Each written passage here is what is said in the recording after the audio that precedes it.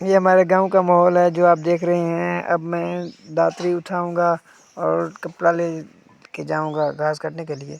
आप देख रहे हैं ये कपड़ा उठा लिया मैंने और अभी जा रहा हूँ घास काटने के लिए। ये हमारा घर है। घर के बाहर निकलूंगा अभी। ये रास्ता है बाहर जाने का। अभी मैं जा रहा हूँ। ये भैया देखो हम गा कटने पे हैं।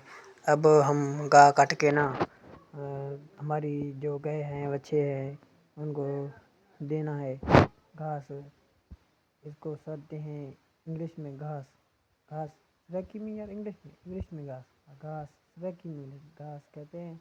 उर्दू में भी इसे घास कहते हैं। ये घास काट के हम जाएंगे और ये घास काटने का तरीका भी आप देख लें। हम घास काटते हैं कपास से। कपास भी बहुत अच्छी बनी हुई है। और ये देखो मैं खुद घास काट रहा हूँ।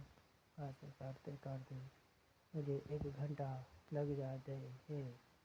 एक पंड घास की काटते काटते 1 घंटा मुझे लग जाता है। यार ये क्या कर रहा है बंदा।